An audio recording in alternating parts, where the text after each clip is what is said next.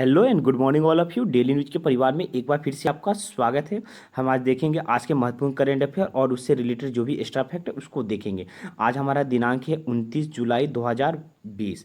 चलिए देखते हैं आज के महत्वपूर्ण करेंट अफेयर को। और आज का हमारा पहला क्वेश्चन है, विश्व बाघ दिवस 29 जुलाई को मनाया गया है।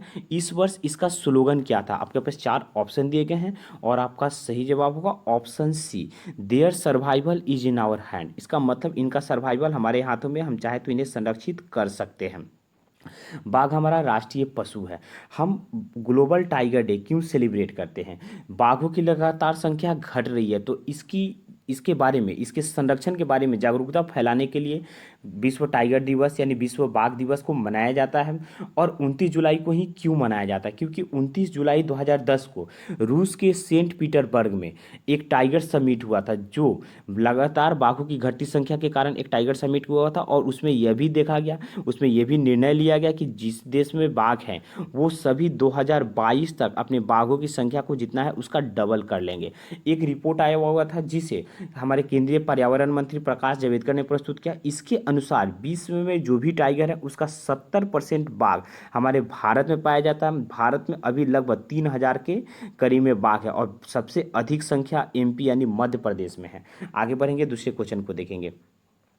हमारा आज का दूसरा क्वेश्चन है, पीएम नरेंद्र मोदी ने 27 जुलाई को भारत के 3 उच्च क्षमता कोरोना वायरस प्रशिक्षण सुविधाओं की शुरुआत की गई। दिए गए शहर में से कौन सुविधा प्राप्त करने वाला शहर नहीं है? आपके पास चार ऑप्शन दिए गए, एक ऑप्शन चुनना है जिसमें यह सुविधा नहीं है और आपका जवाब होगा ऑप्शन बी यानी नई दिल्ली में यह सुविधा नहीं है। यह सुविधा 3 जगह भी शुरू किया गया है, नोएडा में, मुंबई में और कोलकाता में। ये किसके द्वारा शुरू किया गया था? प्रधानमंत्री नरेंद्र मोदी ने आईसीएमआर यानी Indian council of medical research video conferencing के माध्यम से इसे कोलकाता, मुंबई और नोएडा के लिए 3 उच्च गुणवत्ता वाले प्रशिक्षण सुविधा की शुरुआत की गई। इससे प्रतिदिन 10,000 टेस्टिंग होगा और यह जो टेस्टिंग सेंटर बना है यह भविष्य में भी कार्य करेगा, यानी कोरोना वायरस का कहर खत्म हो जाएगा उसके बाद यह हेपेटाइटिस बी का, HIV का, डेंगू का या और भी बहुत सारा प्रशिक्षण यानी टेस्टिंग का काम करेगा।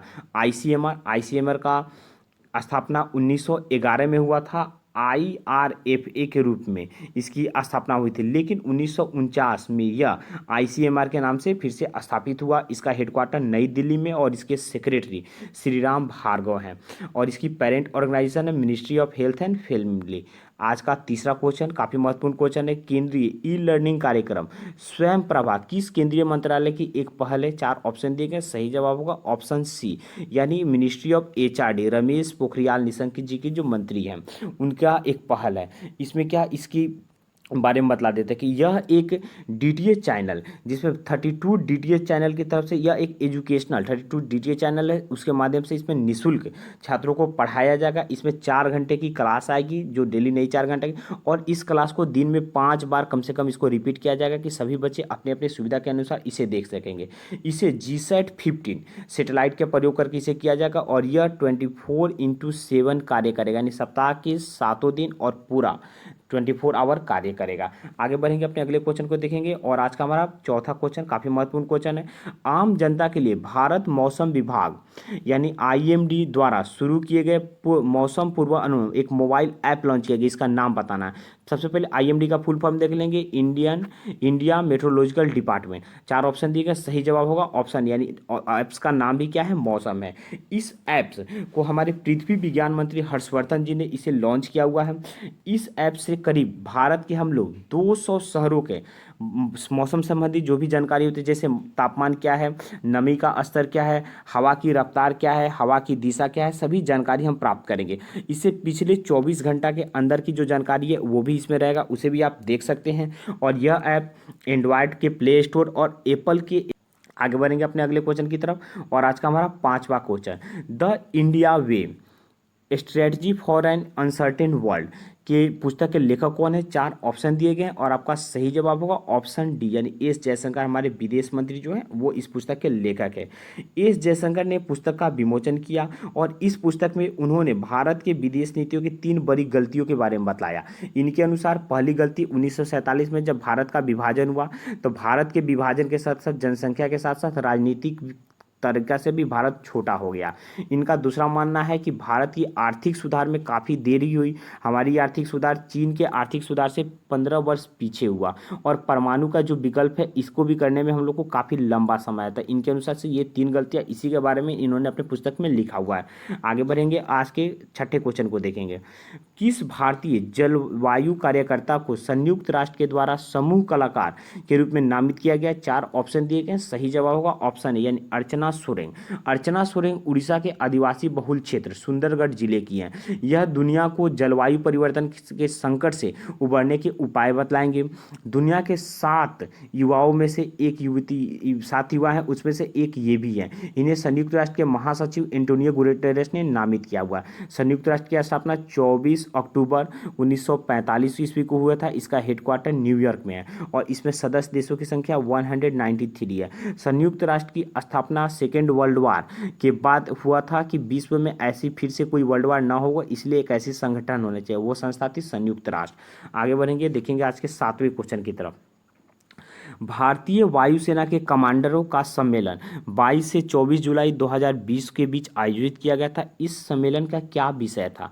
4 आपके पास ऑप्शन दिए गए हैं और आपका सही जवाब होगा option D, IAF in the next decade, मतलब Indian air force in the next decade. Hindi में इसे बोलेंगे तो अगले दशक में वायुसेना। यह सम्मेलन वायुसेना का मुख्यालय नई दिल्ली में वायु भवन में आयोजित हुआ। इस सम्मेलन का उद्घाटन केंद्रीय रक्षा मंत्री राजनाथ सिंह ने की और इसकी अध्यक्षता किसने की? वायुसेना के प्रमुख RKS भदौरिया यानी राकेश कुमार सिंह भदौरिया ने की। अब थोड़ा और सेना प्रमुख के बारे में थल सेना प्रमुख है जनरल मनोज मुकुंद नरवणे। जल सेना प्रमुख है एडमिरल करमबीर सिंह, और हमारे CDS chief of defence staff ये हैं अभी जनरल बिपिन रावत, और तीनों सेनाओं के कमांडर इन चीफ होते हैं राष्ट्रपति यानी रामनाथ कोविंद जी। आगे बढ़ेंगे, अपने नगर निगम द्वारा चौक चौराहा सड़क का नाम किसके नाम पर रखा गया है? 4 ऑप्शन दिए गए हैं और हमारा सही जवाब होगा ऑप्शन ए लालजी टंडन। यह निर्णय लखनऊ नगर निगम के द्वारा लिया गया है। चौक चौराहा जो सड़क था इसका नाम अगर बदल के लालजी टंडन मार्ग कर दिया जाएगा। लालजी टंडन मध्य प्रदेश के गवर्नर थे जिनका हाल में निधन हो गया। यह बिहार के भी गवर्नर रह चुके। यह बिहार के 28वें नंबर के गवर्नर थे और मध्य प्रदेश के 22वें नंबर के गवर्नर थे। देखेंगे अगले क्वेश्चन को, और आज का हमारा 9वां क्वेश्चन है। महदी मोहम्मद गुलैद किस देश का नया प्रधानमंत्री नियुक्त किए गए हैं? 4 ऑप्शन दिए गए हैं और सही जवाब होगा ऑप्शन डी, सोमालिया। यह सोमालिया के कार्यवाहक प्रधानमंत्री हैं। पहले यह उप प्रधानमंत्री थे और यहाँ के प्रधानमंत्री हसन अली खैरे अविश्वास प्रस्ताव इनके अगेंस्ट में पारित हो गया, इसी कारण ये अपने पद से हट गए। तो अब महदी मोहम्मद गुलैद प्रधानमंत्री बन गए। सोमालिया की राजधानी मेगदिसु, राष्ट्रपति मोहम्मद अब्दुल्ला मोहम्मद, और मुद्रा सोमाली सीलिंग है। 10वें क्वेश्चन को देखेंगे और आज का हमारा 10वां क्वेश्चन है। रोजगार बाजार किस राज्य द्वारा एक मंच है जिसमें नौकरी चाहने वाले और नियोक्ताओं के लिए शुरू किया गया एक वेब पोर्टल है? 4 ऑप्शन दिए गए हैं, सही जवाब होगा ऑप्शन डी यानी दिल्ली। दिल्ली के मुख्यमंत्री अरविंद केजरीवाल ने इसे लॉन्च किया हुआ और दिल्ली की अर्थव्यवस्था को फिर से पटरी पर लाने के लिए, बेरोजगार को रोजगार देने के लिए इस वेब पोर्टल का लॉन्च किया गया है। दिल्ली के किया तो दिल्ली के CM अरविंद केजरीवाल और LG अनिल बैजल हैं। और यह जो वेब पोर्टल है यह रोजगार पाने वाले और रोजगार देने दोनों के लिए फ्री है। दोनों इस पर रजिस्टर कर सके, अपना कार्य कर सकते हैं। दिल्ली यमुना नदी के किनारे बसी है और 1911 में दिल्ली को भारत की राजधानी बनाई गई थी। इससे पहले कोलकाता भारत की राजधानी थी। दोस्तों आज का वीडियो यहीं पर ख़त्म होता है। वीडियो को अंत तक देखने के लिए धन्यवाद।